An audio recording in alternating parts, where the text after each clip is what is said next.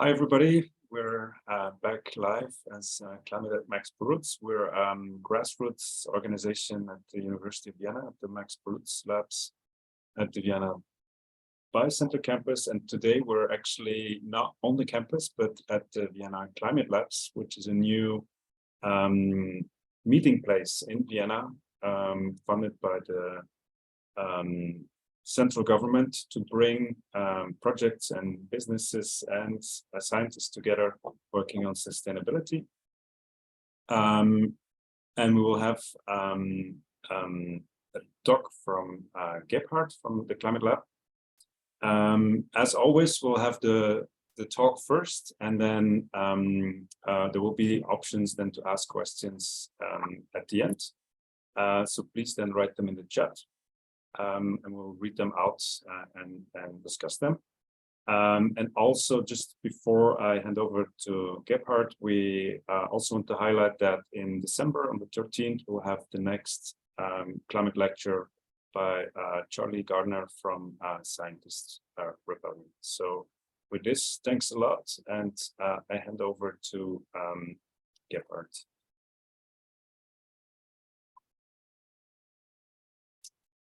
Well, thank you, and we can stop the screen share. How many people do we have online? 18. Okay. Well, then you should get a chance to see a larger version of myself, which is this small little window, at least at the beginning, before I show my own slides. My name is Gebhard. I'm the director of this place, of the Climate Lab, and I will talk about energy, climate, and history. Why would I be able to talk about this subject? I'm not a climatologist. I'm not a natural scientist, and I'm not an energy expert. Everything I will show you today is the product of a learning journey of the last 18 months. I'm by training a historian, and that's how I look at the world. You will see this shine through what I will tell you. And many of the subjects I will cover, you probably know more about. And this is why I don't want to give a university lecture style, but I want to engage you in a discussion wherever possible. I'm going to run through the slides really quickly because I assume that some of it you have already seen before. And with that, I share my little screen here.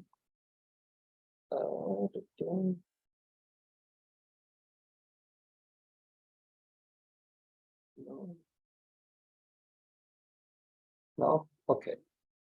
So I'm starting off with this quote, which is now 65 years old.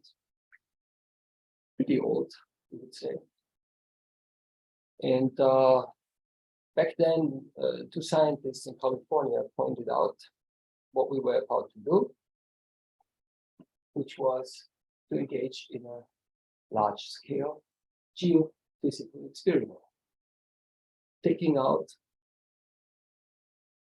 from our soil carbon that has been concentrated there over millions of years, starting with the times when the dinosaurs were ruling this place.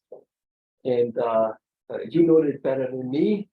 I learned that oil and gas actually comes from decomposed algae, stuff that was living in the ocean, and coal comes from plants, land plants. And we have been burning this stuff for the last 250 years. And that had an effect. And you can see this here, and you have seen this before. This is the famous Keeling curve, extended backwards. How do we know the parts per millions of CO2 in the atmosphere?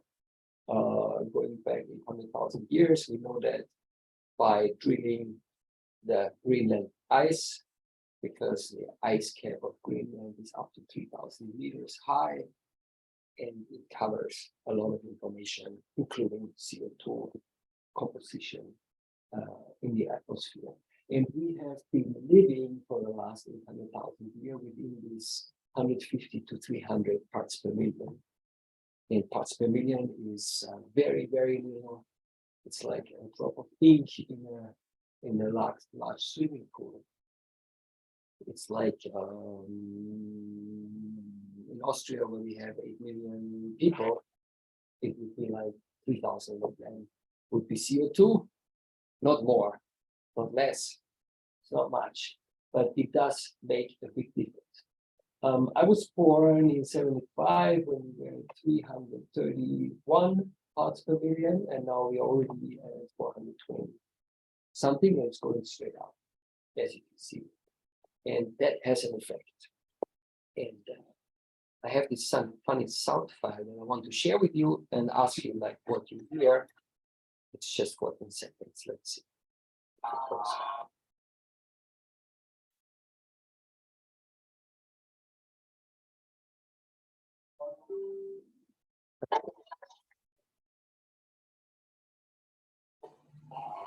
I play it again for you.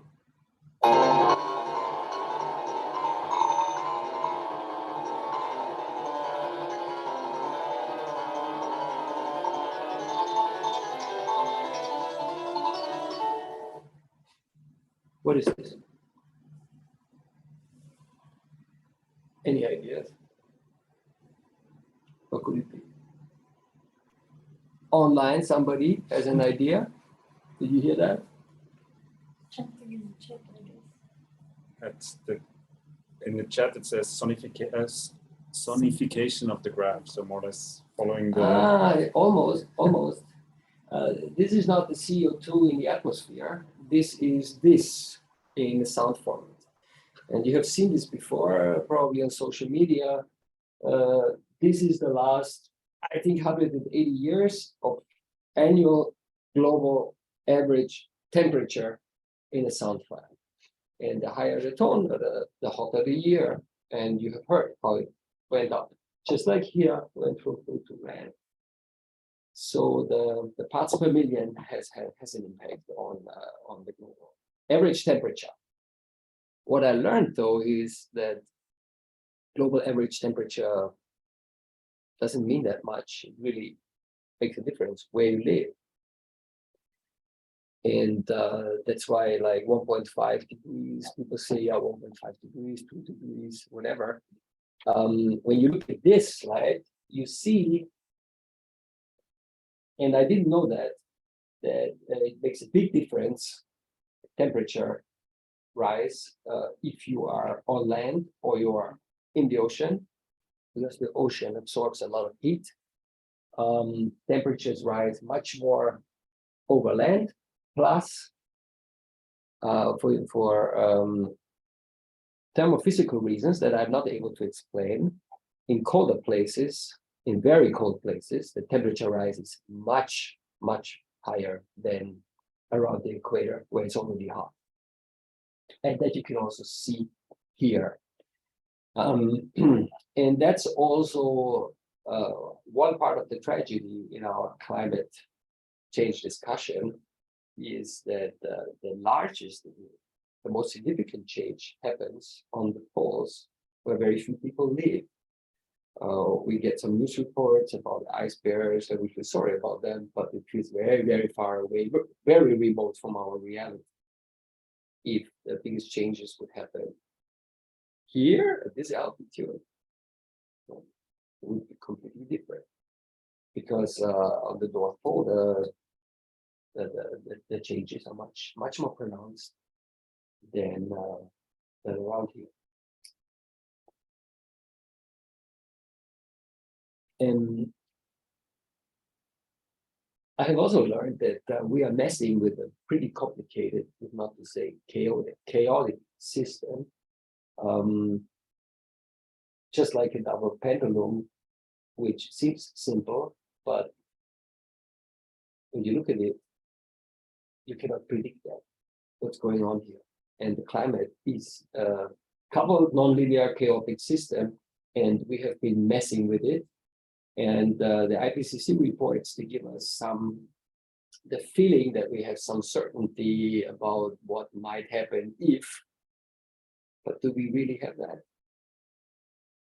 There are these tipping points that nobody really knows what will happen after X happens and Y happens. Permafrost being one of them, the glaciers in Antarctica being another one, the Greenland ice sheet. I just put this in there because I find it beautiful, and I think it illustrates this what humanity has been messing with. It's really troubling for me at least. So this is a slide that shows where the problem comes from, where the carbon dioxide, and we're not only talking about CO2, we're also talking about methane and some other gases that I will not be able to mention. But CO2 stands for 75% roundabout, and methane for another 15% of the greenhouse gas effects of the problem that we got. And it comes from power industry, mobility, buildings, agriculture, forestry, and waste. And in all these industries, we have to tackle the problem. And in public perception, industry, agriculture, business, buildings, forestry don't get so much attention. When we talk about climate change on the news media, you see I don't know, a traffic jam or an airplane, or maybe you see a coal power plant in China, but that's just only one part of the story. There's much more to it. And I have learned that industrial processes that require a lot of heat. You need heat to produce paper. You need heat to produce plastic. You need much more heat to produce concrete. You need even more heat to produce steel. And these are materials that we use in abundance every day. We look out of the window, you see a large construction site, Northwest Bahnhof in Vienna. I don't want to know how many cubic meters of concrete will go into there and what the carbon footprint of that is. And that comes out of these processes. And all of this we have to tackle at once. That's something I've learned thinking about these things. McKinsey published a report in January this year where they really show in detail where the greenhouse gases come from and how we can tackle them and how much it will cost. A ton of money, I can tell you that. Being a historian, I cannot help but go back in time and think about where this acceleration came from. And the more I looked into it, the more I realized that a lot has got to do, not everything, but a lot has got to do with energy and population growth. We have been growing like crazy for the last 250 years. And in population, we just now reached 8 billion. I think it was in the news. Nobody really knows, but the news says we are now at 8 billion, okay? And just in my lifetime, we have doubled. I was born in 75, and in less than 50 years, the population is doubled. You guys are biologists, you'll probably think of the Petri dish, and at some point, overshoot and collapse happens. I don't know if it's going to happen to us, but it certainly looks as if this population of the species Homo sapiens is exploding, has been exploding. And not only has the population gone up like crazy, life expectancy has also expanded over the last 200 years. A lot, globally from 30 to 73 years. And on top of that, the global average income has also doubled and tripled in the last 50 years. How did we do that? To me, it's like magic. It's like a miracle, being a historian. And the more I learned about it, the more I realized it's got to do with energy. because it's one thing to have your muscle as the only source of energy to do anything, to move anything, and then with the beginning of the whole thing, to start domesticating animals and be able to also use their muscle power to work for you. That enables you to do certain things that you couldn't do before. Plowing a field, much easier with an oxen than if you do it alone by yourself. How can I move this? Sorry. Then we had the Egyptians who found out that you could use sailboats on the River Nile to move stuff up and down. That enabled them to get the grain to a larger population and to grow the population. And then we started to use water mills around the birth of Christ. And later in medieval times, we also did the windmills. But that was it. That's all the energy sources we had. And then we found gold, black gold, and we realized that this coal, we can dig it out of earth and use it to power things, such as mines, to get more coal out, and to power railways and other things. But the real breakthrough was oil, which enabled us to put an engine on 4 wheels and take it everywhere to do pretty much everything. That's huge. And that shaped the modern world. And the latest invention was gas, which made it cleaner, cheaper, easier to distribute energy. That's just one part. The other part is that these energy sources, and gas in particular, also powered the green revolution, as they call it. And green revolution meant, and you probably know that since the 60s, we managed to double and triple the yield of our agriculture, of the corn and the wheat, by putting a lot of fertilizer on the land, which then causes other problems that we're now trying to deal with. But that enabled us to grow as a population, as we do.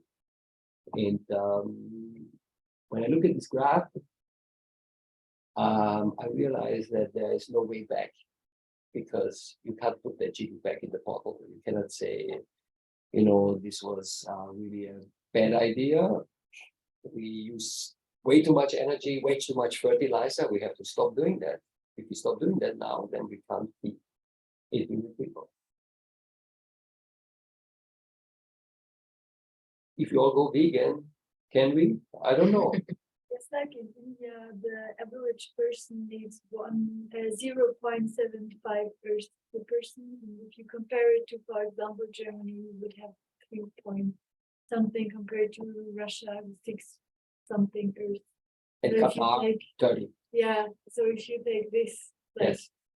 there, you could argue that not the population, but the consumer, the so-called global north, especially the upper classes, seems like they're huge. It's like 1% are taking like an immense amount of the CO2 emissions worldwide. And if you go into Oxfam reports, I guess people might argue that it's not the population which is the worst, but the consumers oriented. Agree. It makes a huge difference if you add 1 billion people in the global north or 1 billion people in the global south. The global south, you hardly feel in CO2 emissions. In the global north, it's a disaster. Absolutely agree. The question, however, is how do we replace coal, oil, and gas, right? And somehow not keep our crazy consumerist lifestyle, but keep a lifestyle that makes a life that is worthwhile living possible for all of these 8 billion people. I think that should be the goal. And then the question is, what do you replace it with? Oh, now we're stuck here. What do you replace it with? Do you replace it with nuclear Can you replace it with nuclear or with photovoltaics or with wind? And then I realized it's a wrong question. It's not about replacing. We have to replace what we're using now, and we have to add more because we're going to need more energy. Why do we need more energy? Because we want development. We have 800 million people, 10% of the population that have no access to electricity at all at the moment. And we have people who have some access and are dreaming of a washing machine. And you should also be able to get one, I would say. And washing machine means more energy consumption. And I brought a personal example for that. When I was 18, when I was 19, I was fed up with Austria, and I thought this is a very narrow-minded country, and I want to get out of here. So I went to Bolivia and spent a year there in development projects. And I spent the most time in Bolivian jungle, in the lowlands. There were people who were climate refugees, and you would call them today. They were running from the highlands where they just couldn't make a living anymore into the very fertile Amazon basin. And they were living in shacks like the ones you see on the left. Very primitive. They had snakes coming in at night, biting their children. And there was this American development organization called Habitat for Humanity, and they were building solid homes for these people together with them. And I was part of that project. And what that project meant was CO2 emissions, because we had to make these bricks out of concrete. We had to bring in the stuff with trucks to set up their houses. And they were dreaming of getting connected to the grid. A couple of years later, they were connected to the grid. And then they were dreaming of a washing machine and other things. And they got that. So development also needs more energy. And we have a lot of people who need more energy and don't have it. When you look at this map of Europe, which I would call energy obese, and Africa, where you can see energy poverty at work, where you have a lot more people living in Africa than in Europe at the moment, and a lot more people living in Africa in the future than in Europe. You can see that we have to access new sources of energy for these people. And it shouldn't be coal. It's got to be something renewable. You with me? So what's it going to be? Here there's 100%. What problem is this thing? What is it that we need to replace? Here you can see how back in 1860, a large part of the energy we used was biomass, wood, which is burned in the oven. Now that's what a lot of people in Africa still do. And then came coal and took over the entire energy mix of the world in just 40 years. And then came oil and took a large chunk of it, and then came gas, and then came some nuclear, and renewables are still very small. So small that we are still powered. 85% of our world, of our life is powered by fossil fuels. And we have to replace 85%. And that's huge. And we don't have much time, and time is running out. And where is that replacement going to come from? What I find very I really like this slide because it shows the potential maximum capacity of energy that can be exploited in certain technologies. And the world energy consumption in the middle, the 16 terawatts, maybe now they are 17 or 18 terawatts, is the power that the globe needs as it stands right now. And it's really about the dimensions that you get an idea. If we were to exploit harvest the entire wind that is available to us, we could cover our needs. Of course, that's not technically possible, but tidal or wave or geothermal is not going to do it. It can contribute to the solution. We should do it. But I think if you take anything away from this talk, it should be this. The real potential is solar, right? With all the solar energy we get, we could cover our consumption 1,000 times over. Of course, it's completely distributed and it's hard to harvest, but that's the energy source that we have available. And that's why we have to grow photovoltaics at a much faster pace as we currently do, pretty much everywhere. And we should also go after the wind. All right. Now, second story about myself. How do we do that? We are not growing wind farms at the speed as we should, and we are not covering all buildings with photovoltaics as we should. And one reason is that there is always somebody against it. And I myself, I'm the guy here with the blue hair, with the blue cap here, with the long hair. I was a proud demonstrator who was obstructing the building of power dams and roads back in the 90s because I was a committed environmentalist, and I still am. But we are in this trade-off. If you are against wind farms, if you're against photovoltaics, and you are for the environment, it doesn't square. We have to solve these trade-offs. Yeah. We do know what needs to be done, but we don't do it. And we have seen that again now, when you heard the news coverage of the COP27, we are not on the right path. We are still on the wrong path, which is going a little bit slower.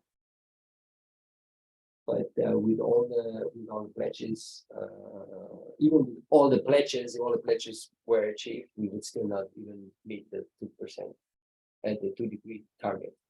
So we need to do a lot more. I think you already know that.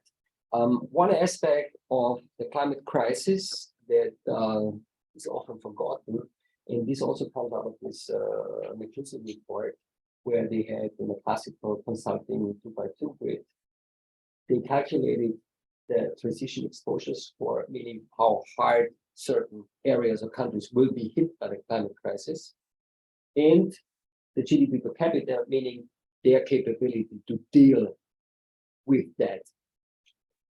And we have seen it with Pakistan being inundated this year. They don't have the means to deal with that, or to cover for the losses, or to build dams, or to invest in adaptation. They need to get this from somewhere else. Or else, lots of people will start moving and relocating. And that will cause a lot of political issues in the countries on the right side, because that's where they will be going. That's why I had this tagline, we'll have guests. How are we doing time-wise? 10, 15 moments. Okay. So one very concrete aspect, you remember this slide, and I want to look at the Nile, at Egypt. And you see it there, and you see the bigger version of that here. And pretty much everybody in Egypt, and we're talking 100 million people, live in the Nile Delta or along the Nile, right? Left and right, it's all dry. And the Nile Delta is pretty low. So if the sea level rises just a little bit, just half a meter, a large part of the Nile Delta is already inundated, including Alexandria, which is a city of 5 million people. these people don't really have a place to go because it's already very densely populated, this whole area. If you go to 1 meter, even bigger. And these are very concrete issues that we'll face within this century. And it's just the Nile Delta. Now there are lots of other regions in the earth where you have densely populated coastal areas. I'm showing this because the Marshall Islands, it's 70,000 people that will be relocated to Australia, probably. And they will lose their state and their country. But here we are talking millions of people. And this is why I believe that the Sustainable Development Goals, they are not just nice to have and fancy boxes that you put up in your office like we do. You've seen them downstairs. They are really essential in the stuff we are doing. Everything we do should be somewhat connected to these goals. We should all prioritize this in our life and in our professional life as much as we can. At the end, I always like to talk about what can I do, and I really like this slide, which comes from a professor in Graz, where he says there are certain things that have a high impact and are easy to implement, and there are other things that are very difficult to implement but have very little impact. And you will be surprised when you say, I don't use plastic anymore. That's great, but it has much less impact than stopping trading with Bitcoin. And everybody can and should make choices here. And I particularly like the one with the petition and the voting and the activism, because you will have this talk with the scientist rebellion next time. I think it's really time to be and become an activist, and not just limit your actions to your personal sphere, where you take consumer choices, but also make public demands and stand up for this issue publicly, because time is running out. And with this, I'll finish with a wish for us, for me, all of us. I think what we have to learn is to be comfortable with feeling uncomfortable, because the next decades will present us with uncomfortable trade-offs and choices and conflicts.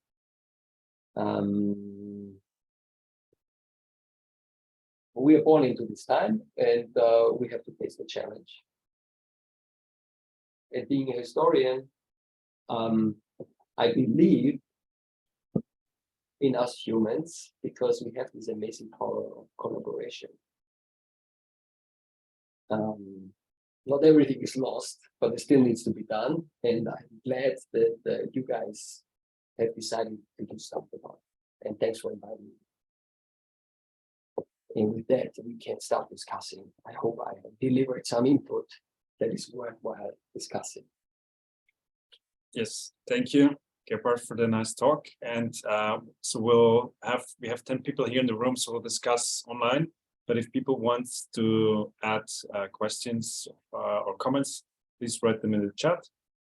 There is already one in the chat. Maybe it's a good one to start with. This from Irene. It's actually, the question is how to deal with solar power. Should we cut trees, or what space do you need to cover? Because trees and plants also take up CO2, so they're actually good to have. Yes. So how do you deal with that? Definitely in countries, I guess, like Austria, where land is very limited. Yeah. So in Austria, we have very ambitious plans to add PV by 2030. I think it's like 11 terawatt hours, which is a lot. And that means that every roof that can be covered with PV has to be covered with PV, and quick. Okay. I myself, I own a small flat in the countryside, in a larger building, and I try to convince the other owners to cover the roof with PV. And that's now incentivized by the government, which is good, but you still have certain barriers to overcome where people say, no, it's new, I don't know, that's blah, blah, blah. But that's happening, but it's not going to be enough. We also have to do PV on the greenfield. And you can do PV on the greenfields without cutting forests. You can do agro PV, meaning that you can cover some of your fields where you are growing crop that doesn't need sun, direct sun, with solar panels. You can also use vertical solar panels, which take away some of the sun, but not most of the sun, so you can still grow your stuff. And of course, we should use all the land areas where we can't grow anything, like deserts, even though they're not ideal because the PV is not working at maximum capacity when it's very hot, when it's beyond 30 degrees, and sand is of course also an issue. But we should use that. And Egypt is a great example because left and right of the Nile, you can put large solar farms, and you can easily connect them to the grid. And that's actually planned in Egypt, to use that power to produce hydrogen.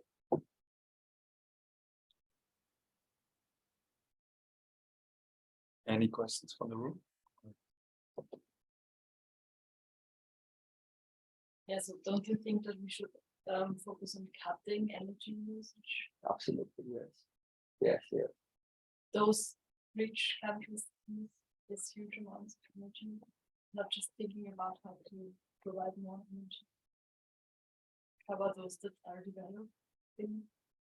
We have to do both. We have to get our footprint down, and a lot of people have to grow their footprint, and we have to help them deliver that green energy and not replicate our mistakes. Because the issue is still the easiest, the cheapest way to produce energy is coal. Because coal is so easily available, it's so cheap, and we have it in abundance. And there is also this issue, of course, with if you are as a country sitting on a lot of coal, you want to sell it and make money, especially if you have very few other means. And then you need compensation. And who's paying you for that? So finance has to play a very huge role in making that turnaround possible. Because otherwise, certain countries have no incentive to stop exploiting fossil fuels.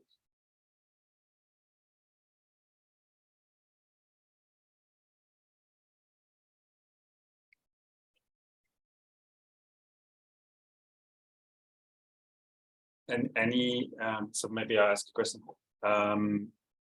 We come from the research side, right? So are we using lots of energy in cooling devices, heating devices, and so on and so forth? Is there any advice there? Should we? And so we are struggling with this. We call it the paradox because at one point we're trying to bring new innovations, but on the other hand, we're actually one of the top users of energy, for example. So how can this fit in the model or in the solution for the future? Oh, I think there is no clear-cut solution to that. We're all part of the problem, but we can also be part of the solution. And I don't think the solution is that we go back and live in a cave and reduce our energy footprint to zero. That maybe works for us individually, but it doesn't solve the problem. So we do need research more than ever.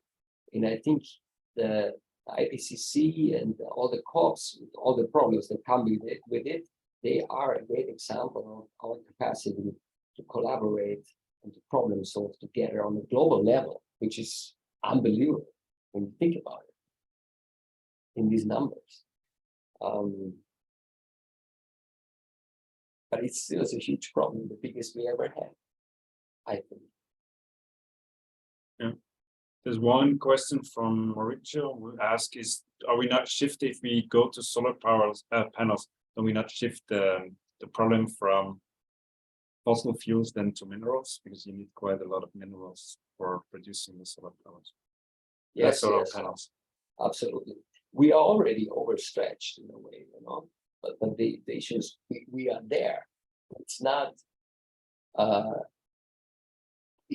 the solution to say yes, but no, we can't do that. We need to find something else. There's something else. What is it? What is it? We are solving one problem, and we create many others. And that's how we have been living as a species now for quite some time.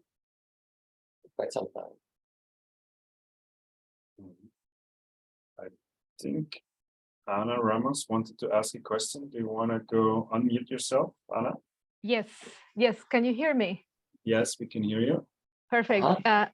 So this is more your opinion. In the end of your talk, you were saying about collaboration, like human collaboration has to be great. But also I see based on COP27, the previous COP, like there's also a lot of political issues. So how I don't see how collaboration will win against all these political interests. I'm kind of pessimistic, about this, but because, I just want to know your opinion about this. Is there hope?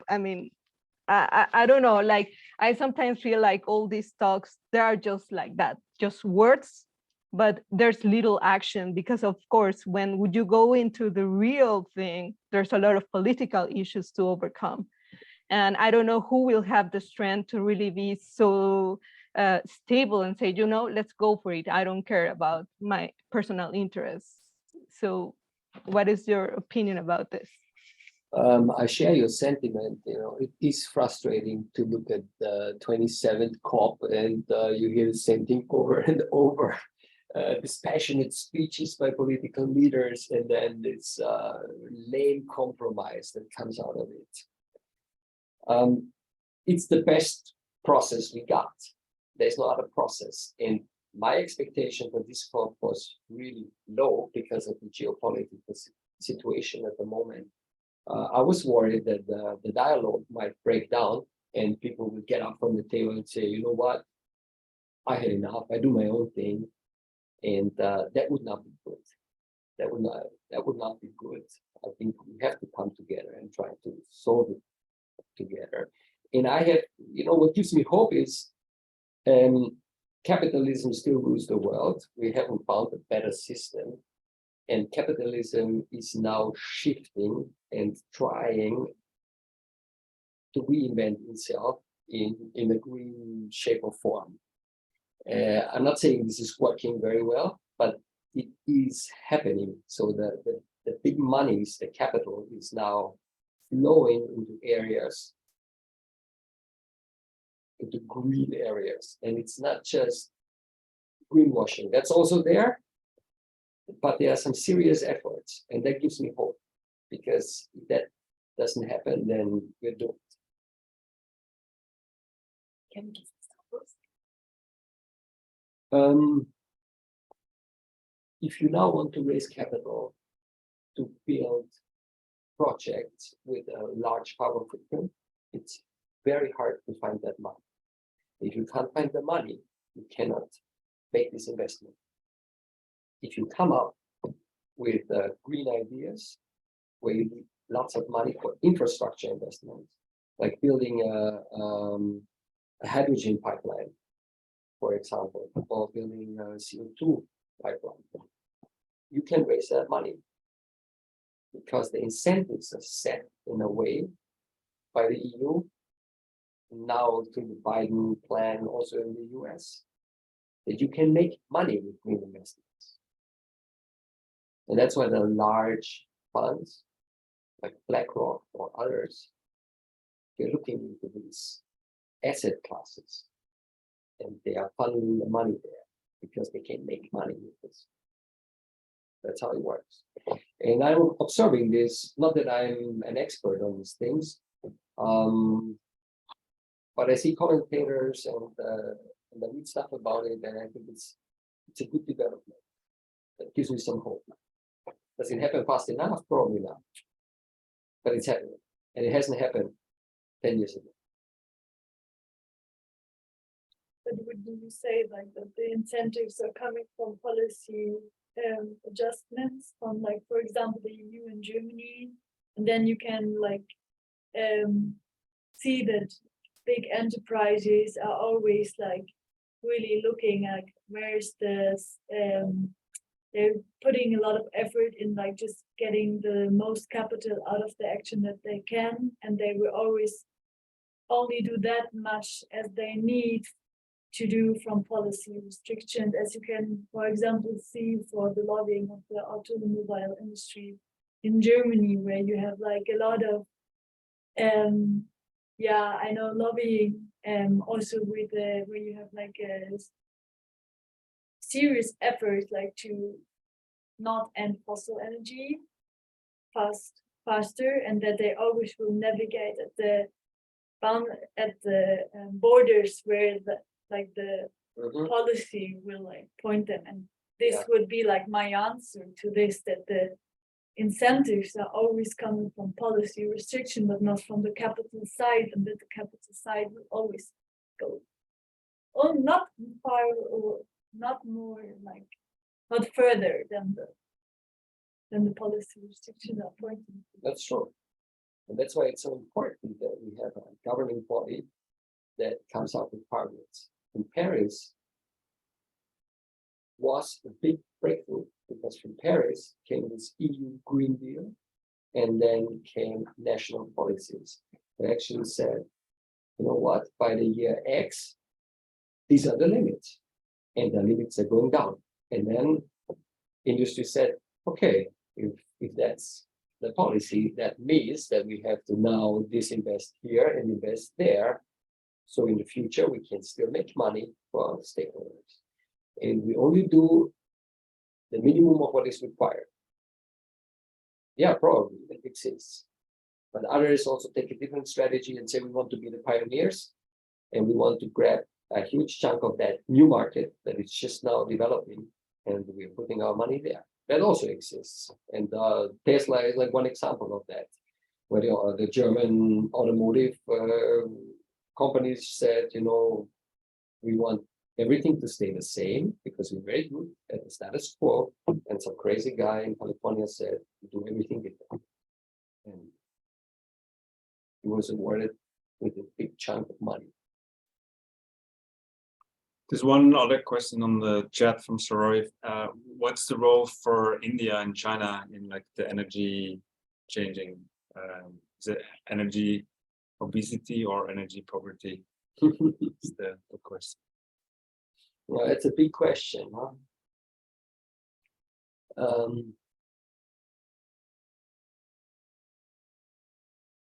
In India, more than in China, there has to be a catch-up in energy provision to the general population. There has been a book released a couple of years ago, which is a fiction book. It's called The Ministry for the Future. And it starts off with this heat wave taking place in parts of India, where the monsoon doesn't arrive for a couple of weeks, and the wet bulb temperature goes beyond the limit where people can stay alive for a longer period of time. And then there are blackouts, and 20 million people die. And that's how the book starts. And then things happen. And this is quite unlikely, but it's not impossible. So we need to get adaptation investments to these areas of the world, including India, because it's very densely populated. And these people, they need energy, including for cooling. But they should get it from the right sources. And there are coal power plants being built in India and in China as we speak. I think there's 200 of them being built right now. And the life expectancy of the coal power plant is 50, 60 years. So if we want to get off coal by 2050, that means that we have to turn off these assets while they're still perfectly good. And we have to write off that value. Somebody has to pay for that.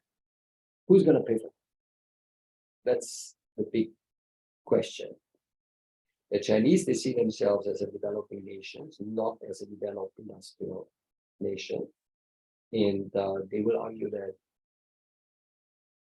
the developed North should pay for it. And there we will see a lot of discussions around the financing of this, because it's something that most people don't see, and I didn't see myself.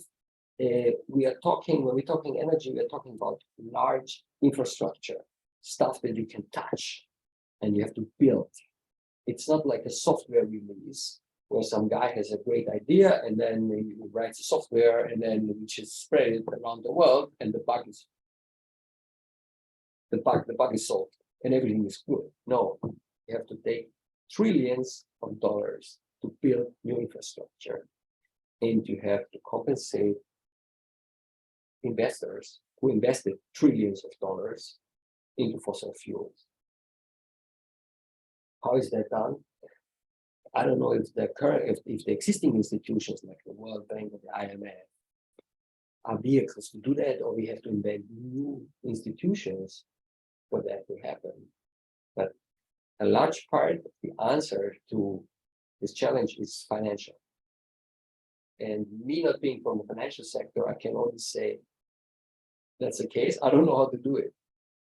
Mm-hmm.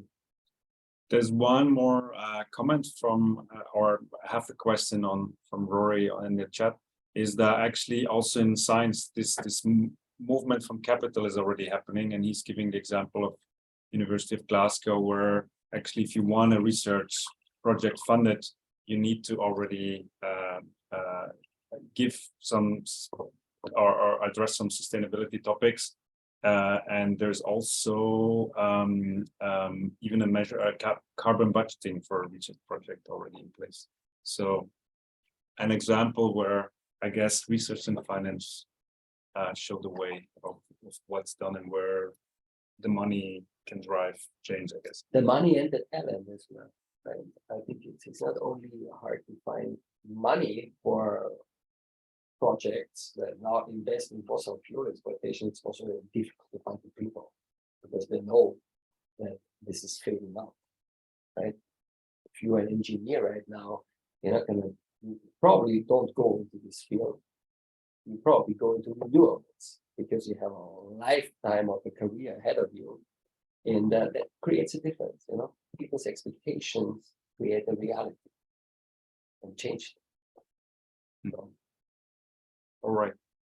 So if there's no more questions also in the chat, I want to thank Gebhard for the nice talk and the discussion. And for people interested, we'll have our next talk on the 13th of December by Charlie Gardner from Scientist Rebellion. And if people want to have more information, check our website at the Max Brutz Labs, or feel free to contact us on our email address. Thanks a lot, and see you in 3 weeks. Thank you.